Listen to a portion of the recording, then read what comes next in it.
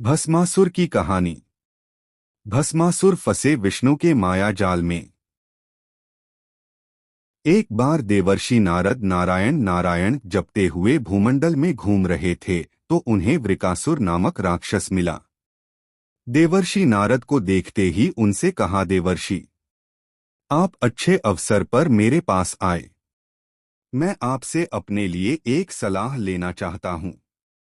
बताइए देवर्षि, ब्रह्मा, विष्णु और महेश में कौन देवता से हैं जो शीघ्र और थोड़ी ही तपस्या में प्रसन्न हो जाते हैं?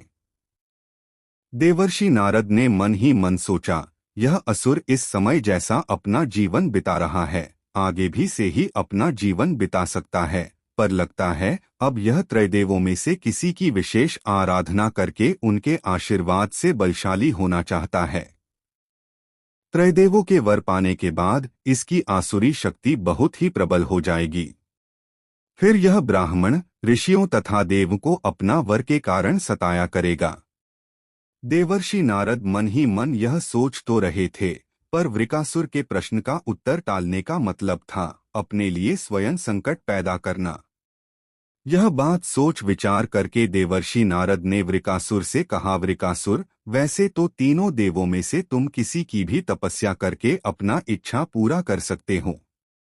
ब्रह्मा और विष्णु भगवान जल्दी प्रसन्न नहीं होते, उनके दर्शन के लिए बहुत वर्षों तक कठिन तपस्या करनी पड़ती है। यह भी हो सकता है कि तुम्हारी आयु के सीमा समाप्त हो जाए और तपस्या पूरी न हो। हाँ, भगवान शंकर ही से देवता हैं जो थोड़ी आराधना से ही अपने भक्तों के ऊपर प्रसन्न हो जाते हैं। औधड़दानी तो से कि अपने भक्त की इच्छा की पूर्ति के लिए कुछ सोच विचार ही नहीं करते और वर दे देते हैं। भक्त ने जो मांगा वह तुरंत ही दे दिया। तुम्हारी ही जाति के रावण तथा वाणासुर ने भगवान शिव की तपस्या से कितना वरदानी वर प्राप्त किया था। अब तुम स्वयं विचार कर लो कि किस भगवान की आराधना करनी चाहिए जिससे शीघ्र फल मिले। देवर्षि नारद जी के मुख से सी बात सुनकर वृकासुर ने भगवान शंकर की ही आराधना करने का निश्चय किया और हिमालय पर्वत के केदार क्षेत्र में जाकर भगवान शिव की आराधना करने लगा। उसकी आराधना से प्रसन्न होकर भगवान शंकर उसके सामने प्रकट होकर बोले, वत्स, मैं तुम्हारी तपस्या से अत्यंत प्रसन्न हूँ, इसलिए निःसंकोच कहो क्या चाहते हो, वर मांगो। वृकासुर अपना दोनों हाथ जोड़कर बोला, प्रभु। देवर्षि नारद ने कहा था कि आप शीघ्र ही प्रसन्न होकर अपने भक्तों को वर देते हैं, पर इतने वर्षों की आराधना के बाद आपने मुझे दर्शन दिए, आप शीघ्र प्रसन्न नहीं हुए, इसका मतलब देवर्षि नारद ने मेरे साथ छल कपट किया। अब अगर आप प्रसन्न होकर वर देना चाहते हैं तो मैं भी वैसा ही कठिन वर चाहता हूँ। आप कृपा करके मुझे मारण वर दीजिए। मैं जिस किसी प्राणी के सिर पर मात्र हाथ भर रख दूं, उसी प्राणी का प्राणांत तुरंत ही हो जाए।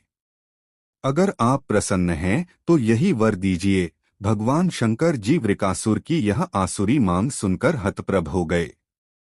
पर देवता का वचन था, पूरा करना था, अन्यथा देवताओं की मर्यादा नष्ट होती। भगवान शंकर बोले, जाओ, सा ही होगा, तुम्हारी मनोकामना जरूर पूर्ण होगी। वृकासुर बोला, प्रभु, आपका दिए हुए यह वर सत्य है या नहीं, मैं इसकी परीक्षा लेना चाहता हूँ। इसलिए पहले आपके सिर पर ही हाथ रखकर देखता हूँ कि इस वर में कितनी सत्यता है। असुर की सी बात सुनकर भगवान शंकर अपने ही जाल में खुद फंस गए। अब भगवान शंकर क्या करें? वह राक्षस न कुछ सुनेगा न मानेगा सा सोचकर भगवान शंकर वहां से भागे। भगवान शंकर को भागता देखकर उसका क्रोध बढ़ गया। वह भगवान शंकर जी का पीछा करने लगा। कहने लगा, देवर्षि नारद की तरह आपने भी मुझसे छल किया है। अपने वरदान की परीक्षा से डर कर कहाँ भाग रहे हो? भागते भागते अंत में भगवान शिव विष्णुलोक पहुँचे और भगवान विष्णु को अपनी विपदा सुनाई। भगवान विष्णु ने हंसकर कहा, बिना सोचे विचारे वर देने का परिणाम अब पता चला। खुद ही अपना प्राण बचाते भागते फिर रहे हो, बताओ मैं आपके लिए क्या करूं? आपके वर की सत्यता तो उसे सिद्ध करनी ही पड़ेगी।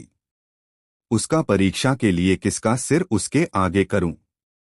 भगवान शिव ने कहा, नारायण, मुझे कोसने से मेरा संकट दूर नहीं होगा, कुछ करिए, अन्यथा वह राक्षस यहाँ भी पहुंच जाएगा। भगवान विष्णु ने योग माया से एक वृद्ध तेजस्वी ब्रह्मचारी का स्वरूप बनाया और उधर चल पड़े जिधर से राक्षस वृकासुर आ रहा था। कुछ दूर जाने पर राक्षस वृकासुर आता दिखाई दिया। आगे बढ़कर वृद्ध तेजस्वी ब्रह्मचारी उसे प्रणाम कर कहा, असुरराज, कहाँ भागे जा रहे हो? लगता है आप चलते चलते बहुत थक गए हैं। अपना शरीर को विश्राम दीजिए। शरीर से ही अपना सारे कार्य सिद्ध होते हैं, इसलिए अपना शरीर को अधिक कष्ट मत दीजिए। आप सब प्रकार से समर्थ हैं, फिर भी मेरे योग्य कोई कार्य हो तो कृपा करके बताइए। एक तेजस्वी ब्रह्मचारी की बातें सुनकर राक्षस वृकासुर ने भगवान शिव के वरदान तथा उसकी परीक्षा की बात बताई। इतना सुनते ही ब्रह्मचारी हंसा और बोले, असुरराज, तुम किसके वर की परीक्षा लेने के लिए इच्छुक हो? उस शिव जी की, जिसका संसार में अपना कोई घर बार नहीं, जो जीवन भर भूत प्रेतों के साथ घूमता रहता है, वह भला किसी को क्या वर दे सकता है? संसार में वर देने वाले तो दो ही देवता हैं, एक भगवान ब्रह्मा, दूसरा भगवान विष्णु। तुम उनकी आराधना करो।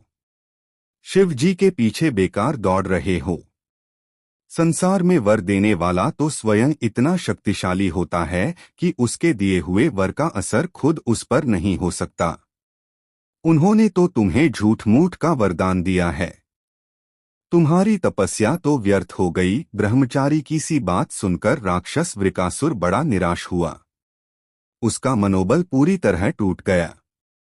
कहने लगा, मुझे तो देवर्षि नारद ने कहा था कि भगवान शिव की आराधना करो। वे शीघ्र ही तुम्हारे ऊपर प्रसन्न होकर मनचाहा वर दे सकते हैं। ब्रह्मचारी ने कहा, तुम बड़े भोले हो, देवर्षि नारद पर विश्वास कर लिया। अरे वह तो सा घुमक्कड़ साधु है जो सबको उल्टी ही सलाह देता रहता है। उसकी सलाह से संसार में कभी किसी का भला होता ही नहीं। तुम्हें मेरी बात का विश्वास न हो तो खुद अपने ही सिर पर हाथ रख कर देखो कि कैसे भगवान शिव ने तुम्हें झूठा मुठा वर देकर बहकाया है।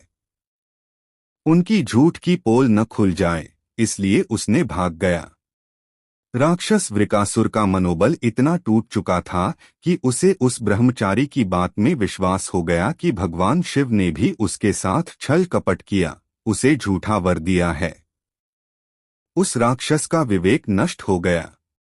सा सोचते हुए भगवान शंकर की वर की सत्यता की परख करने के लिए उसने अपने ही सिर पर हाथ रख लिया। सिर पर हाथ रखते ही भयंकर अग्निपुंज प्रकट हुआ और वृकासुर उसमें जलकर भस्म होकर राख की ढेर बन गया। चूंकि वृकासुर स्वयं अपने हाथों से भस्म हुआ था, इसलिए इस राक्षस का नाम भस्मासुर भी पड़ गया।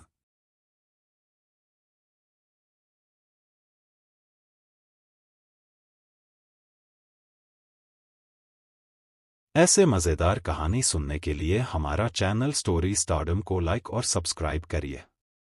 धन्यवाद।